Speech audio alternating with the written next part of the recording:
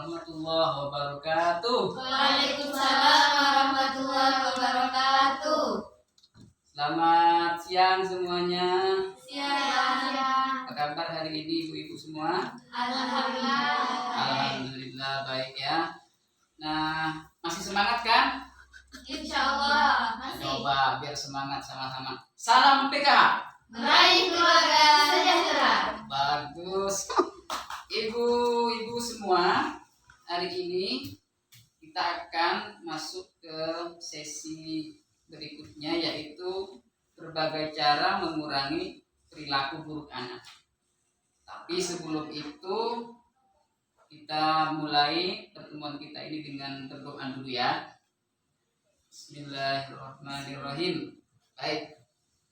Masih ingat nggak dengan sesi sebelumnya? Ada yang masih ingat? Lupa. Sesi sebelumnya itu menjelaskan tentang dampak negatif kekerasan terhadap anak. Ada yang bisa mengulang? Dampak negatif kekerasan fisik terhadap anak. Nah, hari ini kita akan belajar tentang berbagai cara untuk mengurangi perilaku buruk anak. Coba kalau misalnya ada satu pernyataan begini. Setiap anak yang melakukan perilaku buruk atau nakal, tidak seharusnya orang tua itu mencubit anak, memukuli anak, atau menyakiti anak. Kira-kira setuju nggak dengan pernyataan ini? Setuju. Iya. Jadi tidak boleh kalau anak kita itu melakukan perilaku yang buruk, terus kita beri dia itu dengan kekerasan atau hukuman kekerasan fisik. Nah, coba sekarang kita lihat beberapa cara untuk mengurangi perilaku buruk anak. Di flip chart ini sudah ditampilkan cara mengurangi perilaku buruk anak usia di bawah 2 tahun.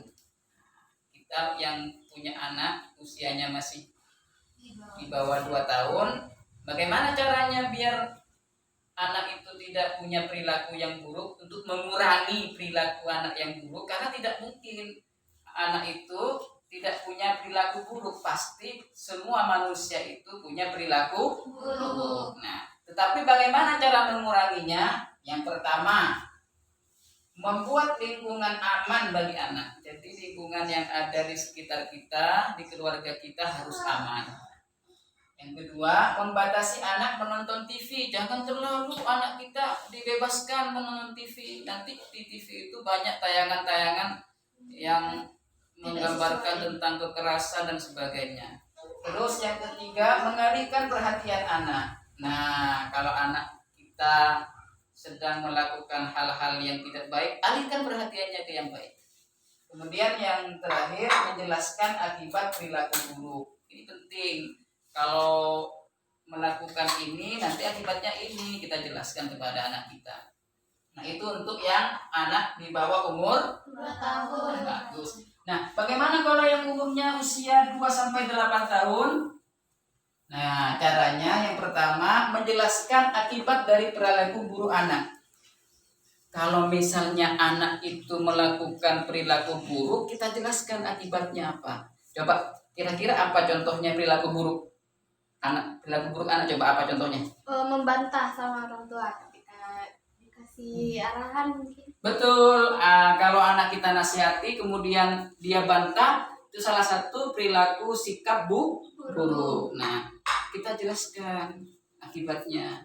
Nanti kalau kamu bantah sama orang tua, misalnya dengan pendekatan di akhirat, nanti kamu akan kena hukuman dari Allah dan sebagainya. Kemudian membuat aturan bersama anak. Nah, ini penting supaya anak tidak terlalu melakukan perilaku buruk. Maka anak kita ajak untuk melakukan atau membuat peraturan bersama dalam keluarga. Contohnya kalau misalnya ada anak yang bolos sekolah, nah apa hukumannya? Nanti kita tulis di situ bersama-sama. Kalau melanggar bagaimana? Nanti dia juga harus menulisnya di dalam peraturan bersama. Kemudian memberi waktu untuk menenangkan diri dan berpikir. Nah, kalau ada anak yang berperilaku buruk, jangan langsung ditegur, jangan langsung dikasih hukuman dan sebagainya. Kasih dia waktu berpikir, merenung terhadap apa yang dia lakukan.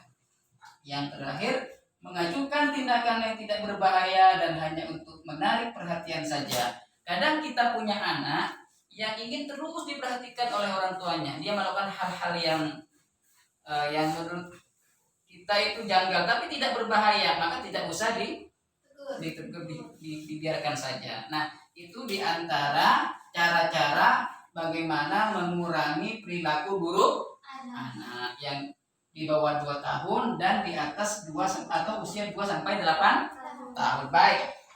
Nah, untuk melengkapi ini, nah coba sekarang buku pintarnya dibuka ibu-ibu. Coba buku pintarnya dibuka semua. Nah, buku pintarnya dibuka semua coba. Nah, di situ ada cerita membuat peraturan bersama. Nah, bagaimana caranya orang tua dan anak itu membuat peraturan bersama? Sudah pernah di rumah ibu-ibu menerapkan ini? Anak, bapak dan ibu berkumpul kemudian membuat peraturan bersama, sudah pernah? Sudah pernah. Ada yang sudah? Belum pernah ya. Mudah-mudahan setelah pertemuan hari ini nanti mengajak bapaknya di rumah membuat peraturan bersama. Coba, ini ada cerita tentang bagaimana dalam sebuah keluarga itu membuat peraturan bersama. Di sini ada Bu Didi, Pak Gusdi, anaknya 2 orang, Agus dan Ita. Perhatikan ya, nanti saya minta tanggapannya. Bu Didi, ini Bu Didi yang bilang. Ibu tahu kamu merasa menyesal karena sudah berkelahi. Kamu tahu kan, kamu tidak boleh berkelahi, itu tidak baik. Itu artinya kamu sudah melanggar peraturan, Agus. Kamu tahu ada sanksi kalau melanggar peraturan. Nah, menurutmu apa sanksinya?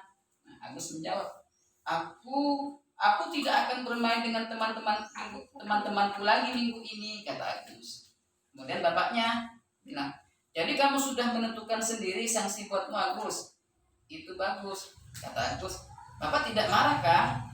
Nah, Pak Agus bilang, yang penting kamu sudah tahu kesalahanmu dan sudah berjanji untuk memperbaiki diri.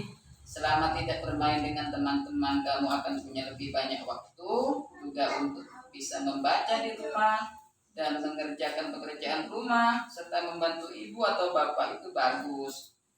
Terus kata Bu Lili setelah itu, aduh Ita, coba lihat nak, kamu menggambar apa ini? Tembok. Jadi kita menggambar tembok. Terus kata Bu Lili, nah kalau kita menggambar di tembok, kita harus gimana? Masih ingat?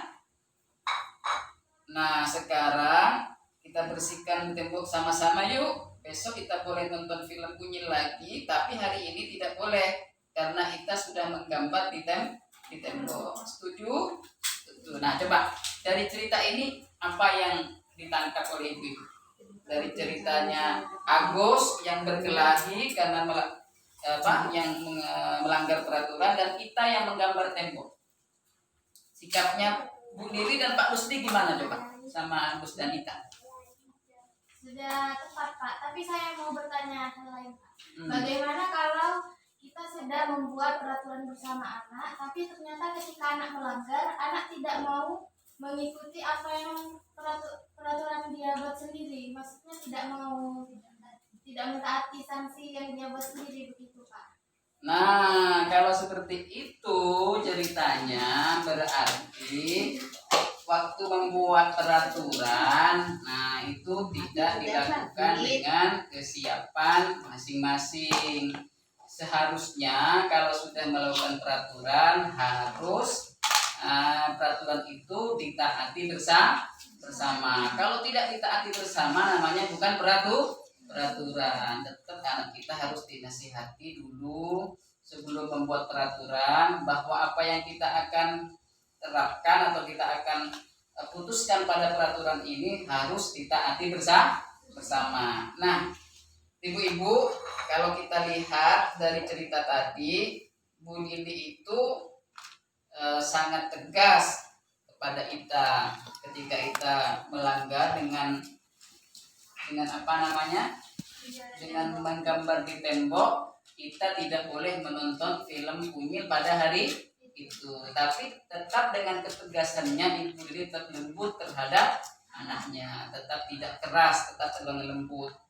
Nah, juga Bu Lili dan Pak Rusdi menghadapi anaknya yang melanggar peraturannya, bagaimana? Bersikap gimana? Bersikap tenang, tidak marah, tidak melakukan kekerasan dan sebagainya.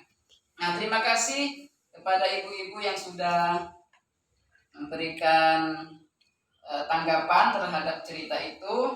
Nah, sekarang kira-kira materi ini, pembahasan kali ini bisa diterapkan di rumah nggak? Insya Allah. Harus bisa, biar anak kita semakin baik. Apa materinya tadi? Cara apa? Cara mengurangi perilaku buruk pada anak. Terima kasih sekali lagi, saya sampaikan, semoga bermanfaat. Sekali lagi, salam PKH. Baik keluarga sejahtera. Baik, terima kasih. Assalamualaikum warahmatullahi wabarakatuh. Waalaikumsalam warahmatullahi wabarakatuh.